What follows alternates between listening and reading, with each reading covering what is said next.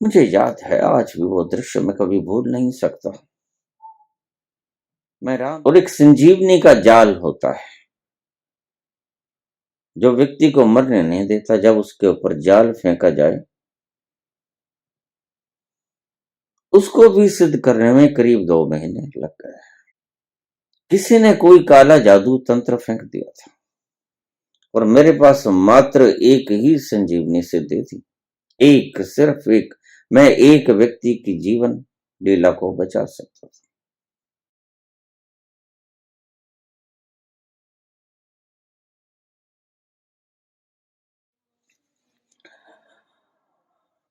आशुतोष मुखर्जी। बाबा, तिब्बत के गुरु मिलारेपा की कहानी और उससे संबंधित बातें क्या सत्य हैं? बहुत से गुरुओं से ये कहानी मैंने सुनी है, लेकिन आपके ऊपर विश्वास है। थोड़ा आप प्रकाश डालिए कि मिलारेपा की ये कहानी ठीक है?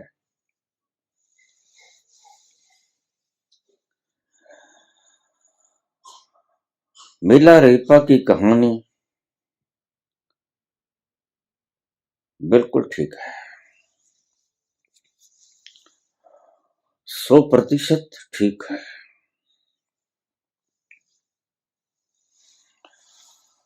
जिसको पता नहीं, बच्चा पूछेगा कि पापा ये क्या है? ये कौवा है, ये कोयल है, ये पानी है, ये दूध है, ये मछली है। बच्चा पूछेगा, क्योंकि बच्चा अभी नया है, आया आया है ताजा। स्मृति में कुछ भी नहीं है, कोरा कागज। हर चीज देखेगा, पूछेगा तो उसके भीतर तंतुओं में स्टोर होता चला जाएगा। हमने आज ऐसे ही आध्यात्मिक ज्ञान के प्रति लोग पैदा कर लिए हैं। उसका कारण है आध्यात्मिकता को छोड़कर द्रव्यों को इकट्ठा करना, पदार्थों को इकट्ठा करना, डिग्रीज को इकट्ठा करना, सूचनाओं को एकत्रित करना, बलों को इकट्ठा करना, मान सम्मान के लिए यत्न करना।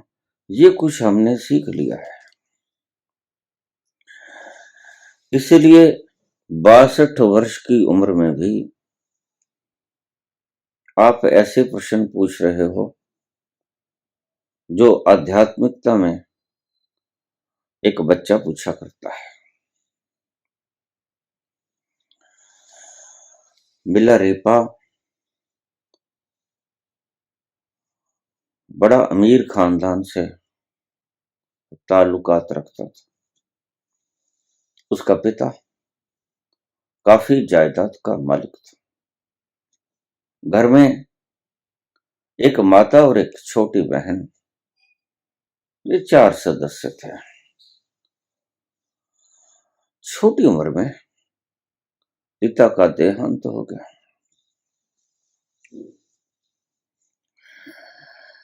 जब पिता मरण शैया पे थी तो उसने अपने छोटे भाई को बुलाया और अपनी बहन को बुलाया। यही उसके पारिवारिक सगे थे और उनसे बोला, मुझे लगता है मेरी उम्र अब ज्यादा बची नहीं है। मेरे पास सब कुछ है, घर है, जमीन है, खजाना है, नकदी है, सब कुछ है, लेकिन देखभाल करने वाला कोई नहीं। मेरे पश्चात तुम्हें जिम्मेदारी सौंप के जाता हूं। मेरे छोटे भाई और मेरी बहन, इनका ख्याल रखना।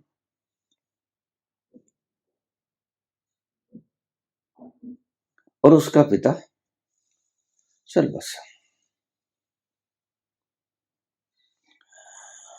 अभी अबोध बालक था मिलारेपा। पिता चला गया, कोई गम भी न था, कोई समझ भी ना थी, कोई सूझ भी ना थी। लेकिन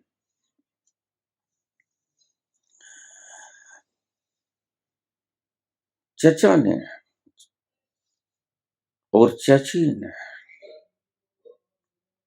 थोड़े दिन ठीक रहे। उसके बाद सारी जायदाद पे कब्जा कर लिया। सब द्रव्य, सोना, नकदी, खेत खलिहान, सब पर कब्जा करके मिलारेपा की माता और बच्चों से नौकरों जैसा काम लेने लगा। भार उठवाता, साफ सफाई करवाता, पोछे लगवाता, खेत के काम करवाता, हल जुतवाता, ठंडी रातों में पानी लगवाता। जिंदगी बड़ी मुश्किलात में आ गई। जीना करीब करीब दोहर हो गया।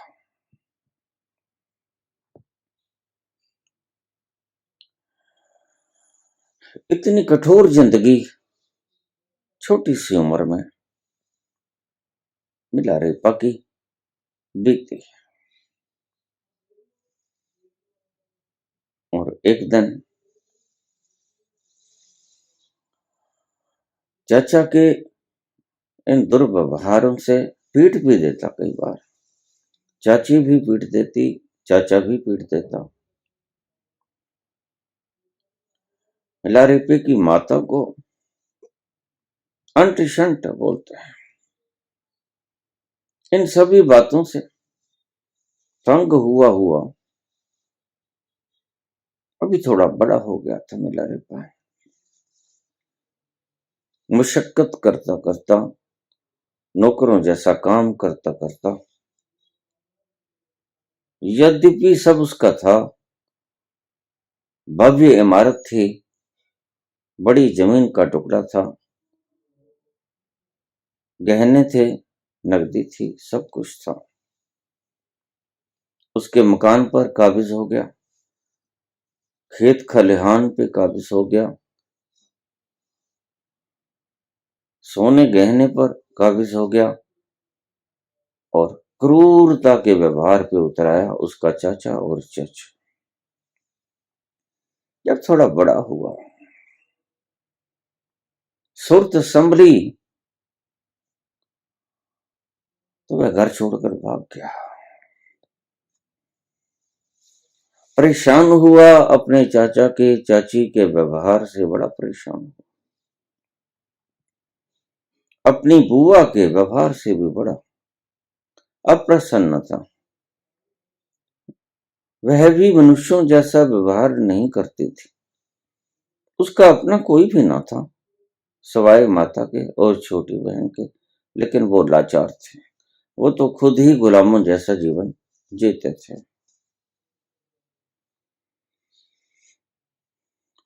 उनको छोड़कर चला गया।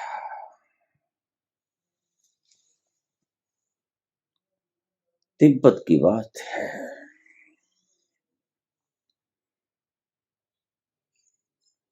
उसने किसी गुरु की तलाश करनी शुरू कर दी। उन दिनों में तंत्र विद्या, काला इलम जैसे कह देते हैं, बहुत आयत मात्रा में जानने वाले लोग भी थे, सीखने वाले लोग भी थे। आज गायब हो गए हैं। आज मनुष्य की शक्ति किसी और दिशा में प्रवाहित हो रही है।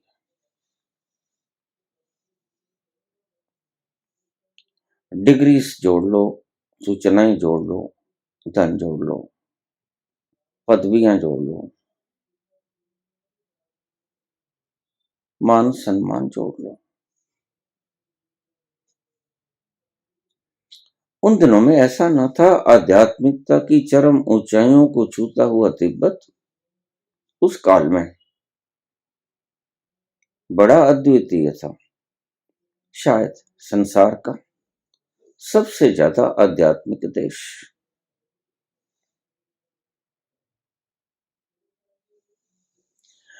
जितनी बड़ी चेतना का विकास हुआ वह तिब्बत में ही हुआ।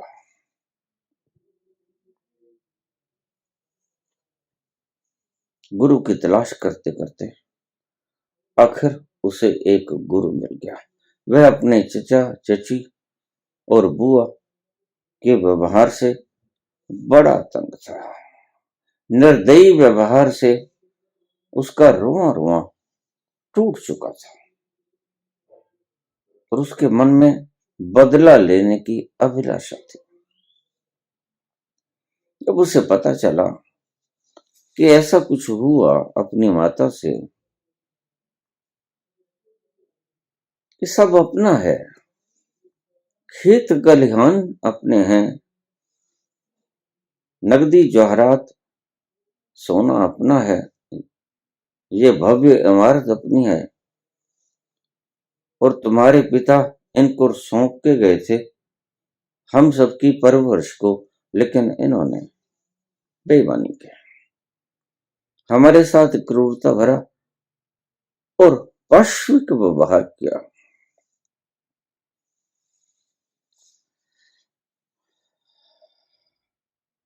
तंत्रिक की तलाश करते करते उसे एक सदगुरु मिल गया। खुशकिस्मती ही समझी उसने। वैसे उन दिनों में बहुत शुभ और शुद्ध लोग थे। कुछ जानते थे तो कह देते थे हम जानते हैं, और कुछ नहीं जानते थे तो भी कह देते थे कि नहीं जानते, और बता भी देते थे कि वहां चले जाओ, वहां से आप जो चाहते हो वो आपको मिल जाएगा।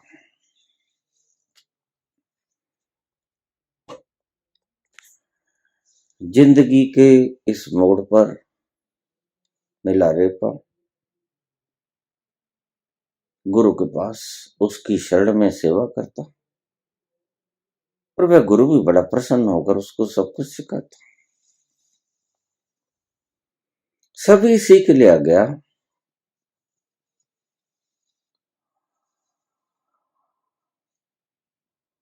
जो भी तंत्र में होता है,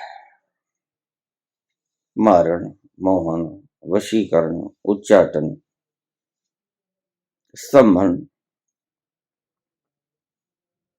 ये सभी कुछ सीख लिया गया। वैसे तंत्र की ये विधियां आसान भी बड़ी हैं, मुश्किल है तो आध्यात्म की साधना ही मुश्किल है, तो उसमें अपना आपा खोना पड़ता है। इसमें आपा खोने की कोई जरूरत नहीं, बल्कि जो जो आप सीखते जाओगे तो आपका अहंकार बढ़ता जाएगा।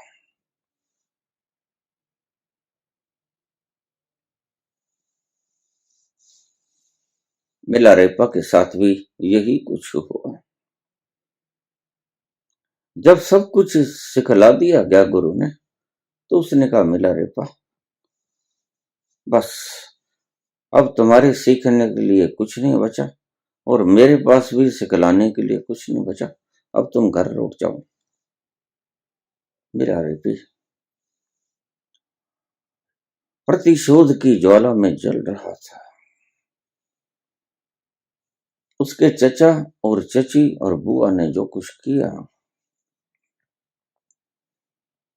दिन भर रात उसे कचोटे जा रहा था, वो जल रहा था आग में। बदले की भावना उसके भीतर एक अंगार बन के ठहर गई थी। न दिन को चैन, न रात को नींद। मैं करवटें बदलता हूं, पड़ा रहता हूं, वापस आ गया, लेकिन अपने शहर से दूर रुक गया और उसे मालूम पड़ा कि इस दौरान बच्चे के विछोह में उसकी माता प्राण त्याग गए और उसकी छोटी बहन भी चल बस। अब उसका संसार में कोई ना था। 18 जून 1980 और 19 जून की मध्य रात्रि में मेरे बड़े भाई सुरेश की मृत्यु हो गई। वो सारा वाकया मेरी ऑटोबायोग्राफी में आप पढ़ सकते हो, वीडियोस भी हैं।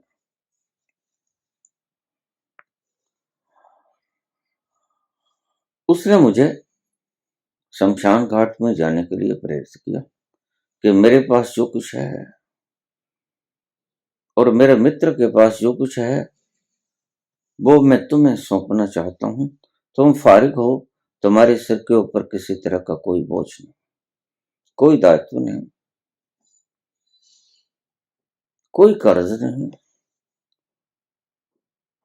तुम बड़ी शीघ्रता से सीख जाओगे। बस तुम सिर्फ चले जाया करो, बाकी सारा काम हम संभाल लेंगे, व्यवस्था हम कर लेंगे।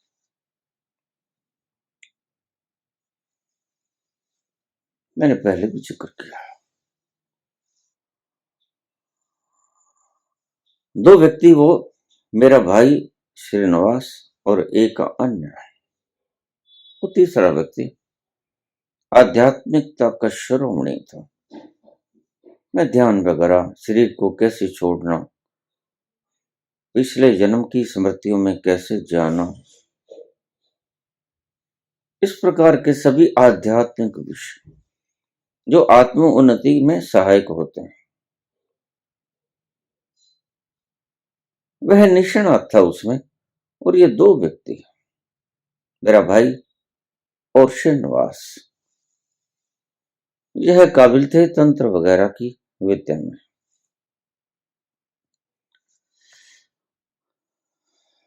उस जमाने में करीब 3 साल के वक्त में उन्होंने मेरे से 700 सिद्धियां करवाई और कुछ सिद्धियां तो बस कुछ ही घंटों में सिद्ध हो जाती, लेकिन कुछ सिद्धियां ऐसी थी जिनके लिए वक्त लगता है।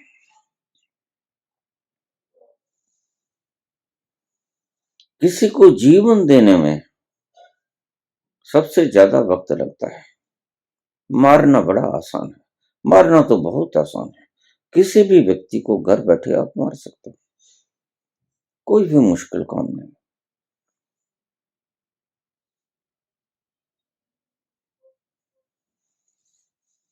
और जब उन्होंने मुझे सिखाया,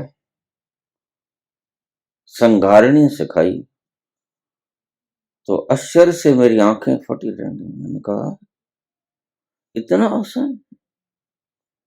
कहा इतना आसान? फिर ये विद्या, ये आज सार्वभौमिक क्यों नहीं है? यह क्यों खो गई? बस ये खो गई। मानवता की चेतना किसी और तरफ लग गई। मानवता की चेतना मैं करूंगा इस तरफ लग गए, जिसे हम सांसारिक उन्नति कहते हैं, प्रोस्पेरिटी कहते हैं। कारखाने लगाएंगे, इंडस्ट्रीज लगाएंगे, ये उधम मचाएंगे, एटम बम बनाएंगे, वो करेंगे, वो करेंगे, वो करेंगे। चेतना किसी और तरफ चली गई। भूल गया आदमी कि हमारी संस्कृति में इनके लिए भी बड़े सुगम मार्ग थे, और इन सब चीजों को पाने के लिए सुगमतम मार्ग मैं रोज बताता हूं, ध्यान।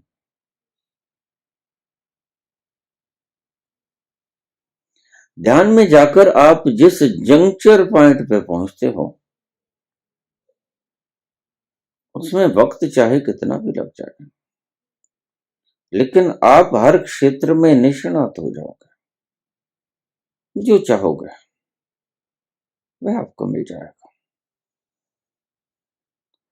वैसे भी अगर व्यक्ति बीमार पड़ जाए तो 5-7 साल चारपाई नहीं छोड़ता, कोई बड़ी बीमारी हो जाए। कई बार मृत्यु ही उसे ले लेती है, लेकिन हम इतना वक्त आध्यात्मिकता की तरफ दे नहीं पाते। मैं ध्यान की बात कर रहा हूं,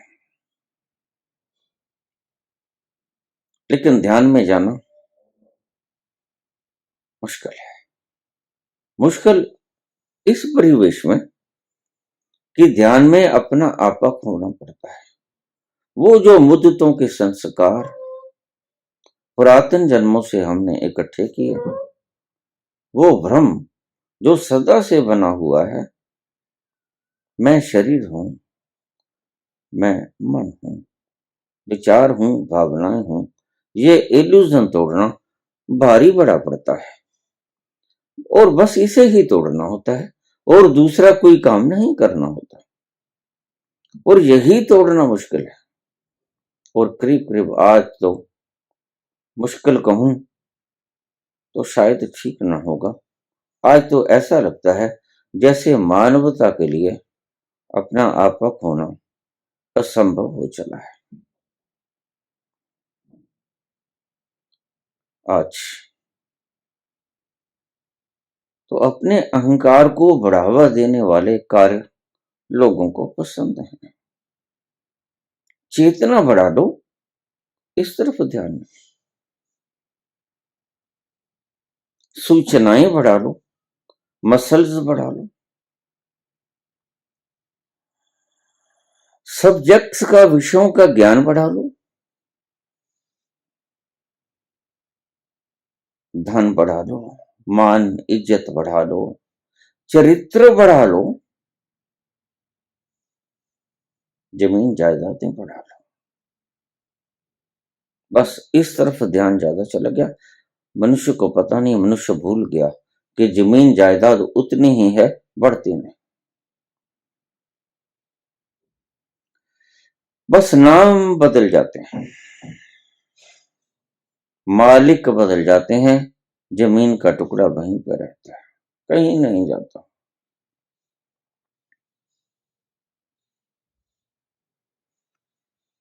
जब मुझे सिखाया गया तो आश्चर्य से मेरी आंखें फटी रह गई। बस सिर्फ इतना करने से व्यक्ति मारा जा सकता है? हाँ, मारना कोई मुश्किल है, मारना बड़ा आसान है तंत्र में। वैसे भी मारना व्यक्ति को कोई मुश्किल नहीं, आप जानते ही।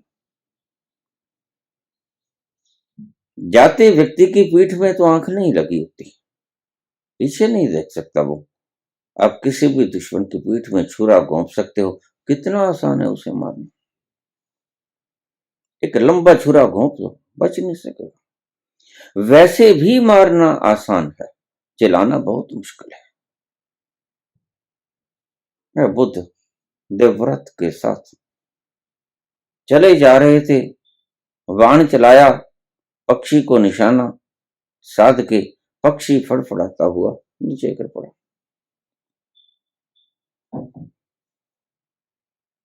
खून निकल रहा था, तीर चुभा हुआ था। देवव्रत ने कहा, ठहरो, तुम मत छेड़ना, यह मेरा शिकार है। बुद्ध ने कहा कोई बात नहीं, मुझे तीर तो निकाल लेने दो। नहीं नहीं, तुम इसे हाथ मत लगाओ, ये मेरा शिकार है। तीर इतना चुभा और इतनी देर के लिए चुभा को प्राणी तड़पता हुआ प्राण त्याग किया। बुद्ध ने कहा तुमने मार तो दिया, अब इसमें प्राण फूंको, पुनः से फिर जीवित करो। और देवव्रत ने कहा यह तो ना हो सकेगा, ये तो मेरे हाथ में नहीं। तो बुद्ध ने कहा फिर अगर तुम जीवन नहीं दे सकते थे तो मारा क्यों? बस इसी बात का जवाब लोगों के पास आज भी नहीं। तुम अगर जीवन नहीं दे सकते हैं तो मारते क्यों?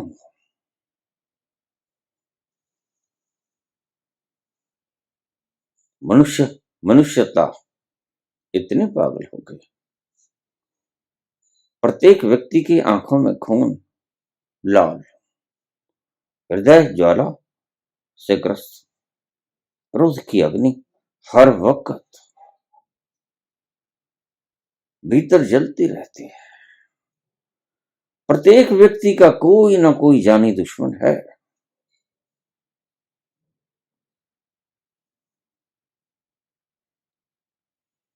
तो मैंने भाई से कहा ये तो कमाल हो गई, फिर लोग अपने दुश्मनों को मार क्यों नहीं देते, पता भी ना चले।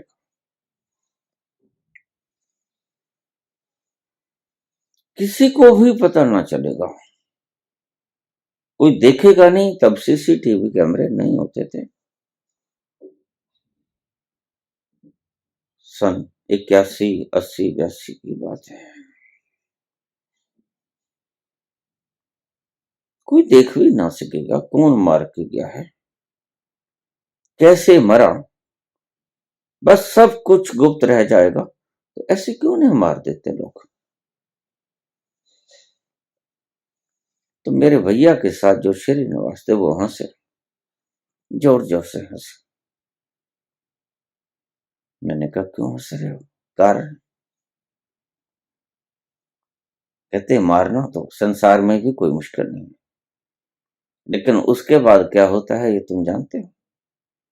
और यहां से तो शायद बच भी जाओ, कानून की गिरफ्त से बच भी जाओ, कहीं कोई पकड़ ना पाए तुम्हें, कहीं कोई देख ना पाए तुम्हें, आंखों से ओझल तुम कोई काम कर दो, गुनाह कर दो, पकड़े ना जाओ, बच सकते हो इस संसार में, लेकिन ये क्रिया करके तुम बच नहीं सकते। ये परमात्मा के दरबार में आपको पाई पाई का ऋण चुकाना पड़ता है।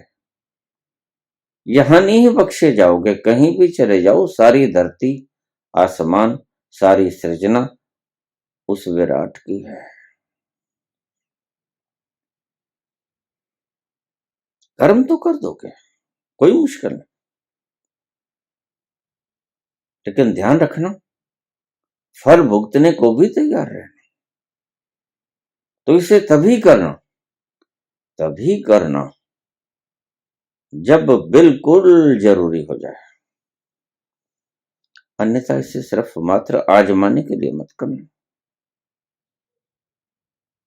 क्योंकि तुम उसके बाद जीवन ना दे सको। यही समस्या है। तो मैंने कहा तुम मुझे संजीवनी भी करवा दो। बामुश्किल वर्ष भर में मैं संजीवनी कर पाया। और एक संजीवनी का जाल होता है जो व्यक्ति को मरने नहीं देता। जब उसके ऊपर जाल फेंका जाए उसको भी सिद्ध करने में करीब 2 महीने लग गए। लेकिन ये दोनों हथियार, वह जाल जब मेरी धर्मपत्नी 110 बुखार हो गया तो मैंने उसके ऊपर फेंका, मैं बच गई। वो बस संजीवनी बस किसी लोभी व्यक्ति के जाल में फंसकर मैं उसका इस्तेमाल कर बैठा। मेरे पास आया करते थे शिष्य, उसकी धर्म पत्नी बीमार हो गई और मैंने देखा बस खत्म होने को है। किसी ने कोई काला जादू तंत्र फेंक दिया था और मेरे पास मात्र एक ही संजीवनी सिद्धि थी, एक, सिर्फ एक। मैं एक व्यक्ति की जीवन लीला को बचा सकता था। मुझे याद है आज भी वो दृश्य, मैं कभी भूल नहीं सकता। मैं रामलीला में राम जी का रोल कर रहा था। वनवास की नाइट थी और वनवास की नाइट हमारी अहम नाइट हुआ करती, क्योंकि वनवास में पर्दा गिरता नहीं और वनवास गानों से भरा हुआ, संवादों से भरा हुआ।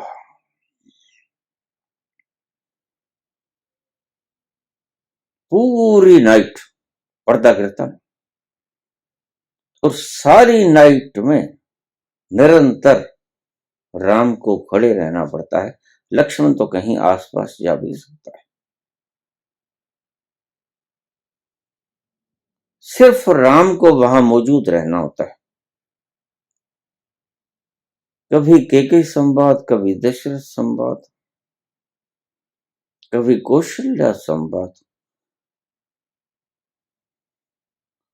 कभी सुमित्रा संवाद, कभी सीता संवाद। सीता कहती मैं तो साथ चलूंगा। कभी लक्ष्मण संवाद, भैया मैं तो साथ चलूंगा, तुम्हारे बिना आत्मा चली जाए, शरीर नहीं, मैं नहीं रह सकता। सभी के साथ संवाद करना और बड़ा वक्त लगता है और सुर और ताल में गाना जरा भी इधर उधर छिटक ना जाए। सबसे भारी नाइट होती है वो और लक्ष्मण उड़ीसा की नाइट। मुझे याद है कुछ देर के लिए मुझे विश्राम मिला था। मैं थोड़ा साइड में हो गया तो मेरे सेवक जन पैर वगैरह दबाने लगे। जल्दी से मुझे चाय दे दी गई और चाय में विशेष प्रकार के चाय के मसाले होते थे, सौंठ वगैरह, इलायची, लौंग वगैरह, जो गले को साफ रखें, गाने में सहायता करें। फोन आ गया, मोबाइल फोन पर। स्टोर कीपर ने मुझे फोन दे दिया, गुरुजी आपका फोन है। मैंने फोन अटेंड किया।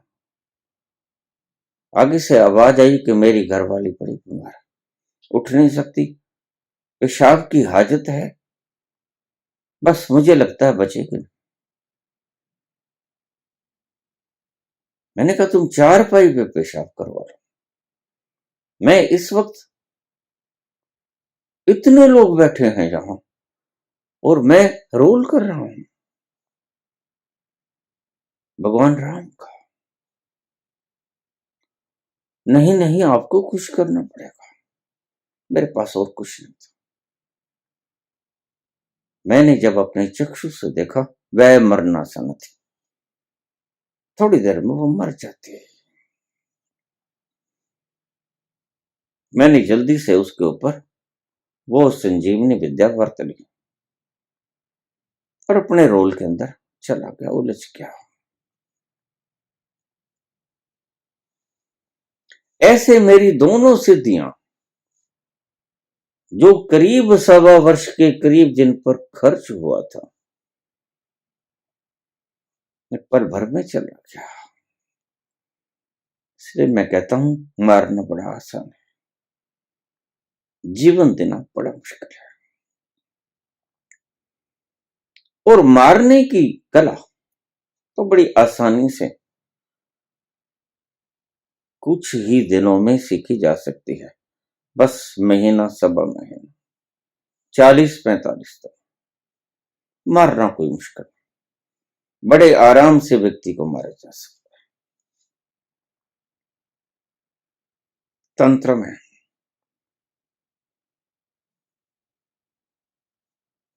और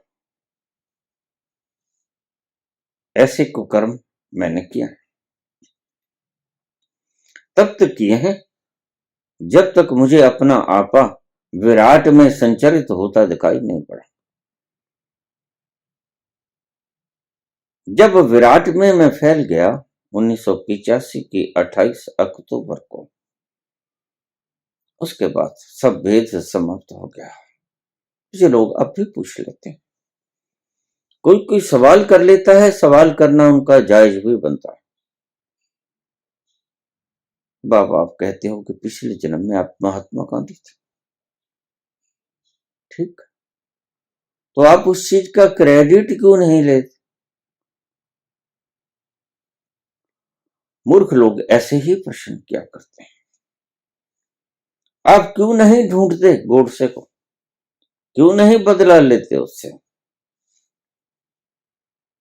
उसने आपको मारा, आप उसे मार दो, किसी विद्या के द्वारा मार दो, किसी संगारणी के द्वारा मार दो, कृत्या के द्वारा मार दो, सब कुछ है तुम्हारे पास, और उन्होंने देखे भी हैं।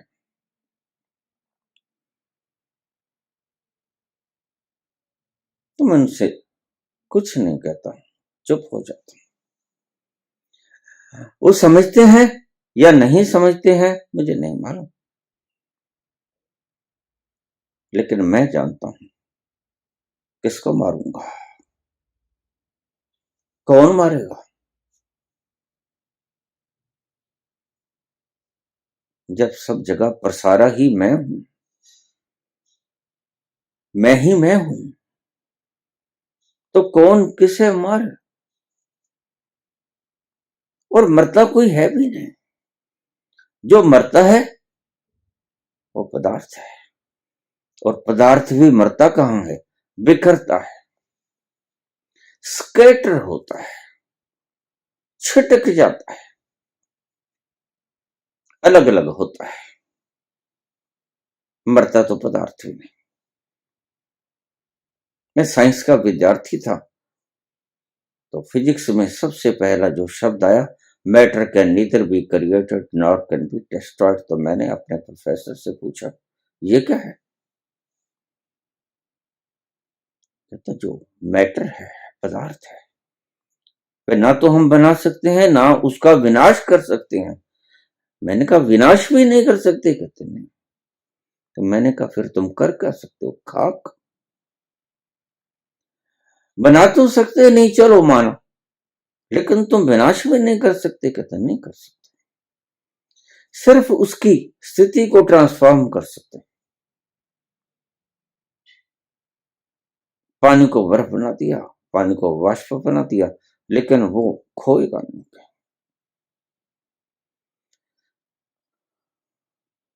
ये जो धरती पर जितना जो कुछ है वह रहेगा,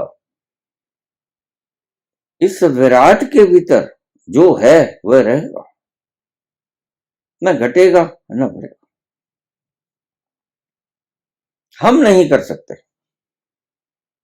जिसने सृजन किया वो करे न करे हमें कुछ पता नहीं, और हमें तो ये भी पता नहीं कि किसी ने सृजन किया भी कि नहीं किया, हम तो ये भी नहीं मानते। हमने कौन सा देखा है? नानक जैसा व्यक्ति ही कह सकता है, जा करता सृष्टि को साजा, आपे जाने सोई।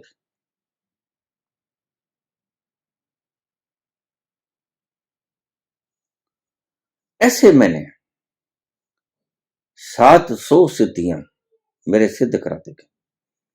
वक्त वक्त वक्त वक्त पे मैं इसे प्रयोग करता रहा, कभी कहीं कोई कहीं कोई कहीं, लेकिन जैसे ही अकल आई, सोया था, जब जगा वो रात शरद पूर्णिमा की 28 अक्टूबर 1950।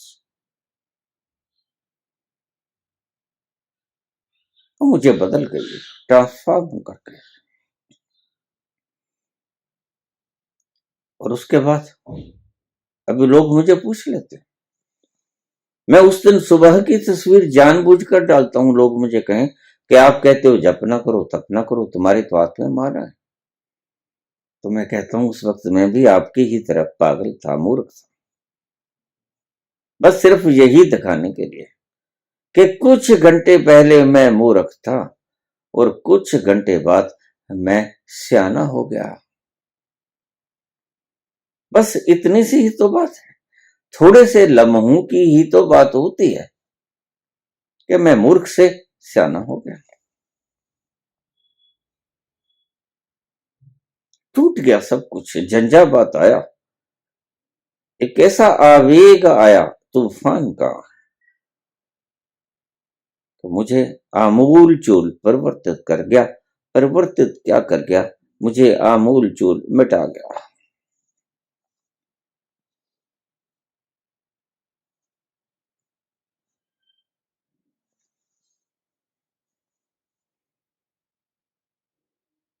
मिला रहपा का भीतर अपने चाचा और चची के साथ, बुआ के साथ बदला लेने की भावना बड़ी जोर पकड़ रही थी। मिला रेपा को अवसर मिल गया,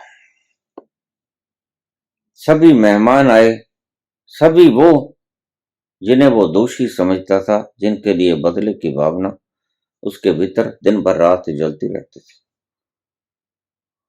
रिश्तेदार भी आए, गांव वाले भी आए, वो भी बराबर के जिम्मेदार थे। सारे ग्रामीण लोगों को बढ़ावा दिया गया, क्योंकि अब तक उसका चचा बहुत बड़ा सेठ हो गया था। पैसे के बल के ऊपर ही सेठ हुआ जाता है, आज मान्यता ही इसकी है। पागलों की दुनिया है, और इस पागलपन को बढ़ाने वाले लोग अपने आप को आध्यात्मिक कहते हैं। बल इकट्ठा करो, किसी रूप में करो।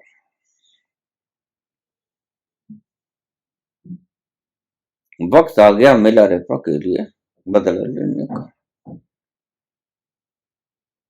बहुत बड़ा भोज रखा गया था, सारे ग्राम को आमंत्रण दिया गया था, निमंत्रण दिया गया था, और सारा ग्राम था, सभी रिश्तेदार थे, जश्न का माहौल था, उछल कूद रहे थे, नाच गा रहे थे।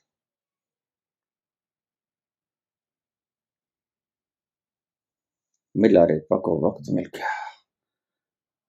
मिला रेपा के भीतर बरसों से जलती हुई आग आज शांत होने जा रही थी। उसने अपनी तंत्र विद्या का इस्तेमाल किया।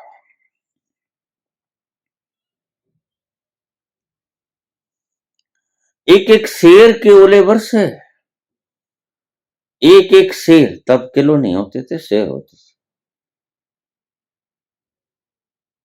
और घंटों तक बरसे, और किसी को बाहर जाने का मौका नहीं मिला। इतनी तेजी से बरसे जो जहां था वहीं रह गया और दब गया। उस बर्फ की सिल्लियों के भीतर वो ओले गिरे और बर्फ की सिल्लियां बन गए, सब बीच में दब गए, दफन हो गए। बस कुछ ही देर में सब खत्म हो चुका था। मिला रेपा का क्रोध शांत हुआ, बदले की भावना समाप्त हुई।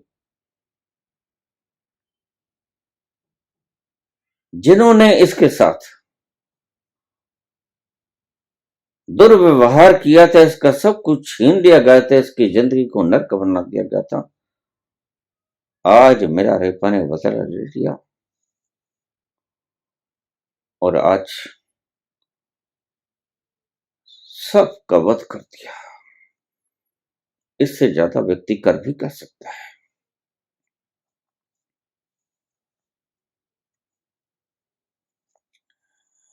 पूछने वाला कोई नहीं, इसलिए संतों ने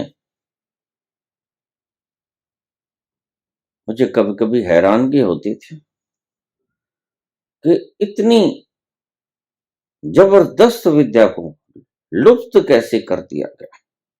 तो संतों की मेहरबानी है।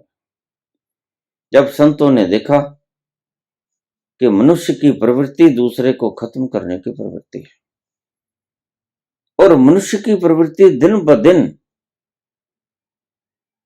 और विकृत होती चली जाएगी, अपने स्वार्थ के लिए, कुछ पलों के लम्हे के लिए, अपने जीवन को खुशी से गुजारने के लिए व्यक्ति दूसरे के जीवन को लेने में कोई खैर नहीं गुजारेगा, क्योंकि कानूनी बाधा तो कोई है नहीं। तो मसला ही कुछ ऐसा है जिसको चाहे मार दो, जब चाहे मार दो, कोई सुराग नहीं, कोई प्रूफ नहीं।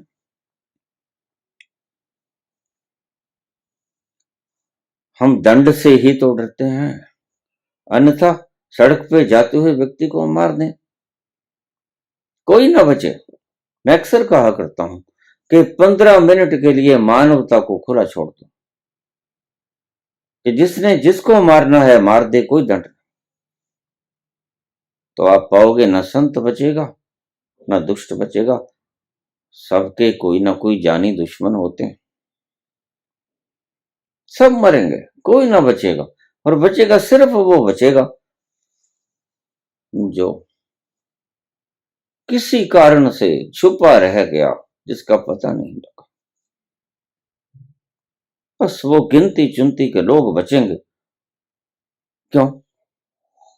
क्योंकि हम सिर्फ ये काम इसलिए नहीं करते कि हमें दंड मिल जाएगा, लेकिन दंड तो फिर भी मिलता है।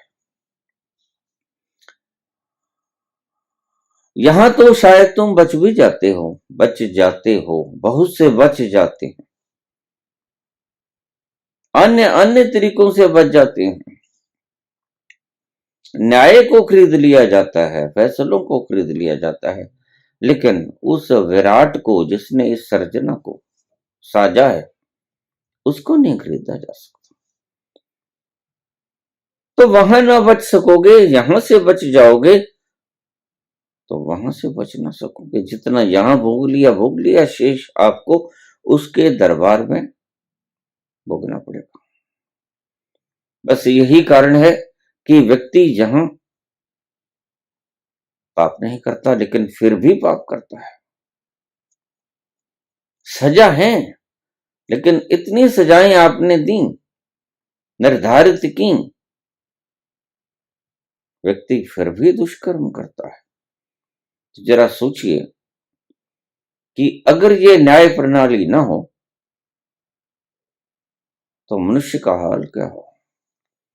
वह तो मनमानी करे। संतों ने हमारे ऊपर बड़ी कृपा की।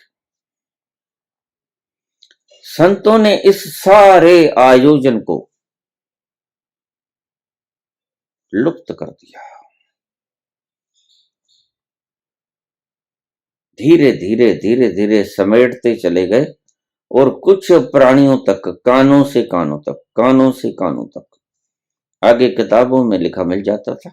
सब साहित्य खत्म कर दिया गया और अब कुछ व्यक्ति बचे जिनके पास ये विद्या है।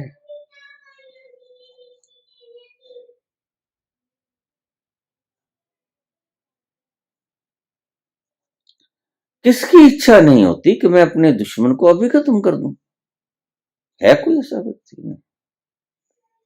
कितना ही संत व्यक्ति है, आप थोड़ी छूट देके देखो, आप पाओगे उनके भीतर का भेड़िया प्रकट होगा।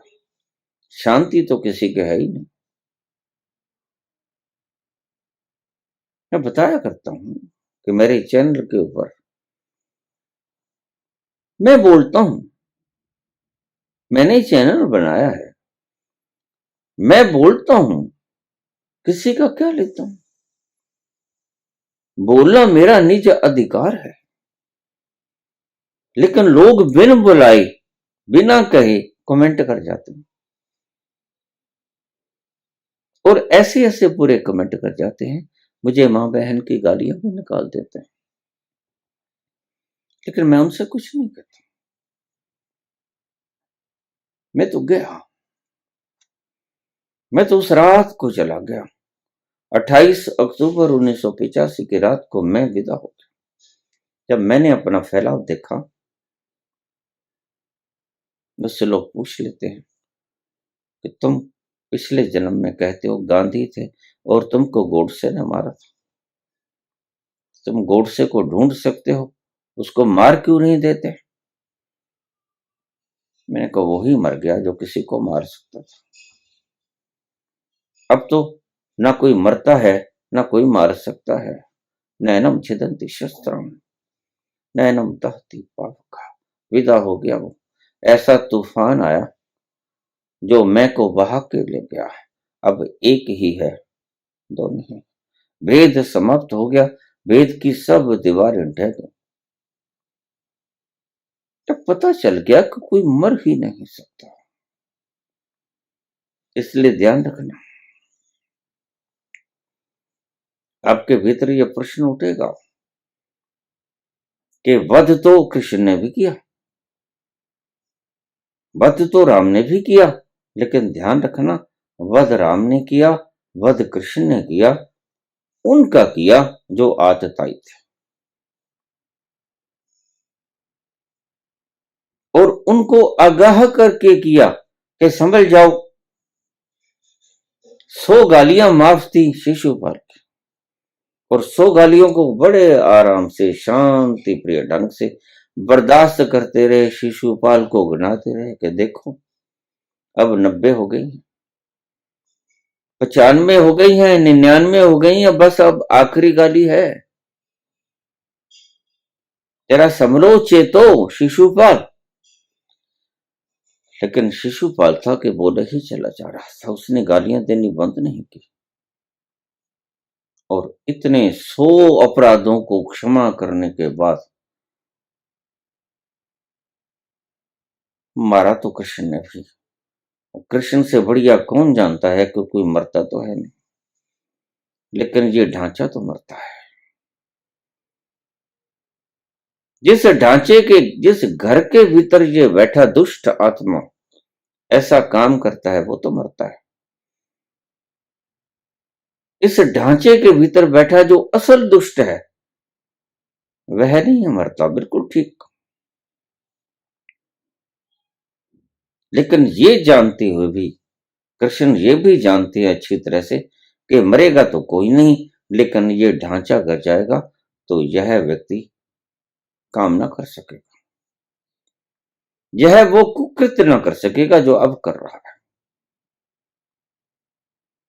जो लोग कह देते हैं हमें भी सिखा दो बाबा, क्या करना है, फिर फल भोग पाओगे, और उसका जिम्मेदार मैं होऊंगा, तुम्हें पता नहीं। काज एंड इफेक्ट का सिद्धांत ये कहता है कि जो जिसके कारण ये कर्म हुआ वह बराबर का जिम्मेदार है, और अगर किसी व्यक्ति के काज के कारण ये इफेक्ट हुआ तो वह ही जिम्मेदार है।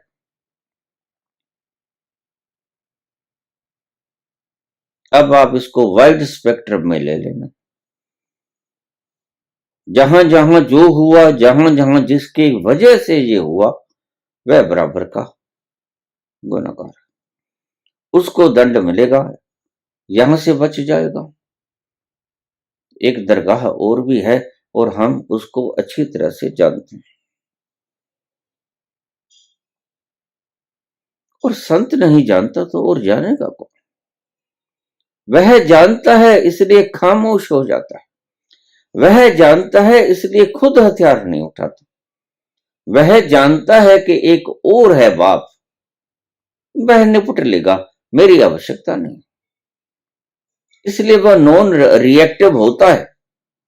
इसलिए मैं आपसे कहता हूं कि देखो, आपने वो तल छुआ तो नहीं, जहां जाकर आप देखो नॉन रिएक्टिवनेस को, लेकिन आप मेरी बात को ही मान लो। आपको कोई गाली निकाल दे, आप प्रत्युत्तर मत दो। फिर अपनी सहनशीलता की सीमा को बढ़ाओ, और जब आपकी सहनशीलता समाप्त हो जाएगी तो आपको कृष्ण भगवान की कथा में सुनाया करता हूं, आप खुद ही पत्थर उठा लोगे कि आजा मेरे बाप के साले।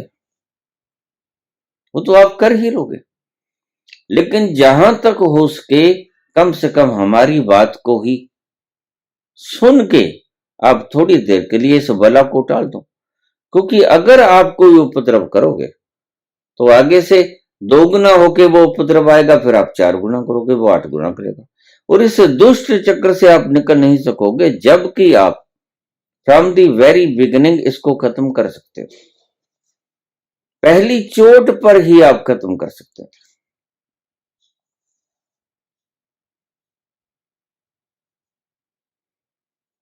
तो मिला रेपा ने करीब 90 व्यक्ति मर गए।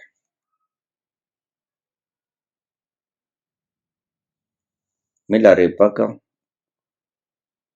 ज्वाला जलती हुई बदले की, क्रोध की, शांत हो। लेकिन ये शांति मुस्तकिल ना थी, यह टेम्परेरी थी।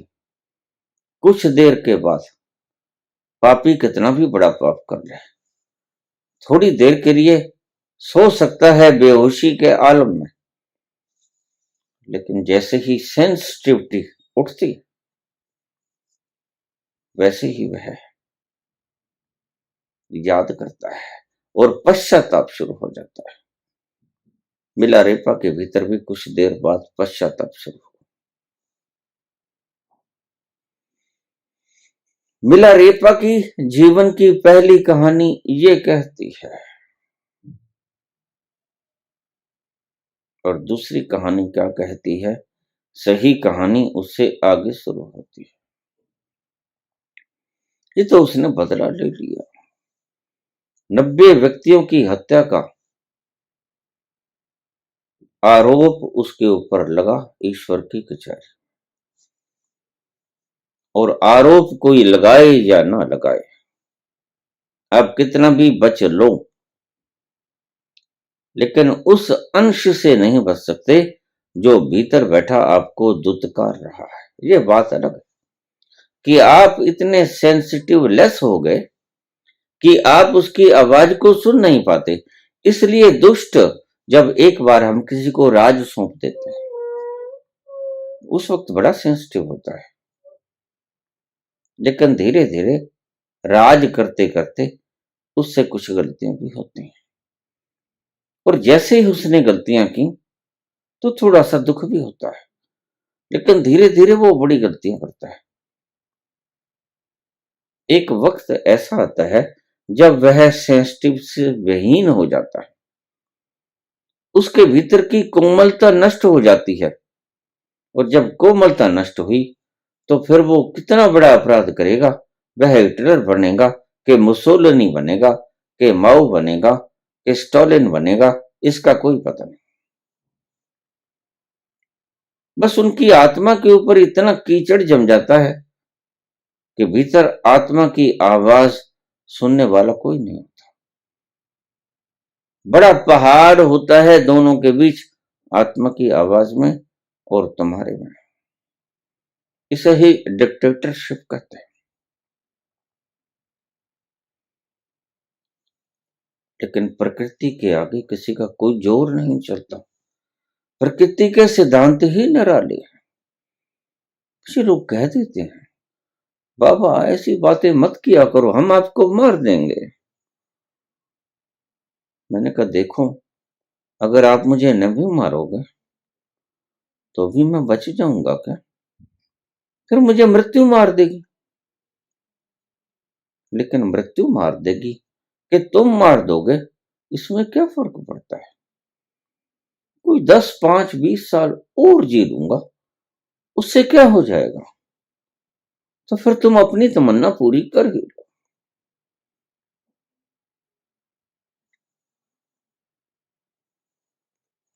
तुम किसी को न हन्नते अन्य माने शरीर है। कृष्ण ने यही बात कही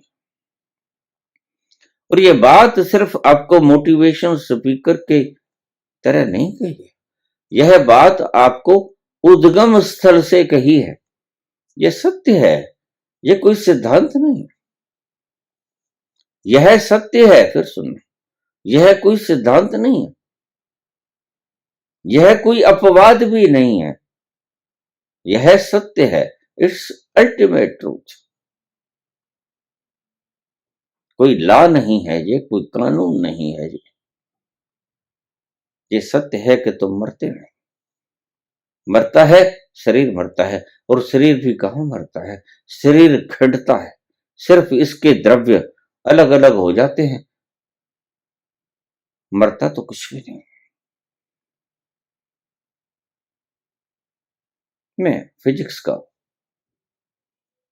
साइंस का स्टूडेंट था, तो पहले ही दिन सबसे पहला शब्द आता है matter can neither be created nor can be destroyed. मैंने प्रोफेसर से पूछा कि ये क्या है, कहते हाँ ठीक है, हम ना तो मैटर की उत्पत्ति कर सकते हैं और ना ही हम मैटर को विनष्ट कर सकते हैं। मैंने कहा चलो उत्पत्ति की बात तो ठीक, लेकिन क्या हम विनाश भी नहीं कर सकते? क्या ये एटम बम, हाइड्रोजन बम वगैरह ये विनाश नहीं कर सकते? कहता नहीं नहीं, मानव बड़ा लाचार है, मानव विनाश भी नहीं कर सकता, सिर्फ उसका रूपांतरण कर सकता है, उसकी शक्ल बदल सकता है। पानी को बर्फ बना दे या पानी को वाष्प बना दे, लेकिन रहेगा तो H2O। हम इतने निर्बल हैं।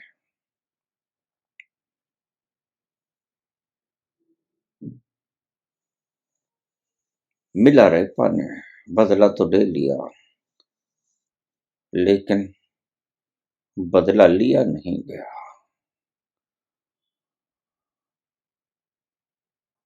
उसकी ज्वाला फिर भड़की,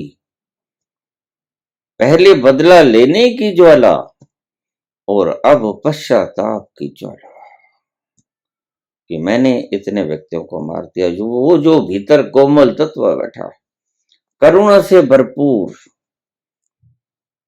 इतनी करुणा युक्त, क्योंकि हम सब भीतर से एक हैं, दो है नहीं। ये खोपड़ी गर्मी खाती है और खोपड़ी की गर्मी में हम गलत काम कर लेते हैं, वध कर देते हैं, लेकिन बाद में प्रायश्चित करने का कोई फायदा नहीं, क्योंकि जीवन देने का हमारे पास तरीका नहीं। दिन भर रात फिर चलने लगा। शेष वीडियो बड़ी लंबी हो गई, मैं दूसरे पार्ट में इसका अगला विषय बताऊंगा। तब तक के लिए आप इजाजत दें मुझे।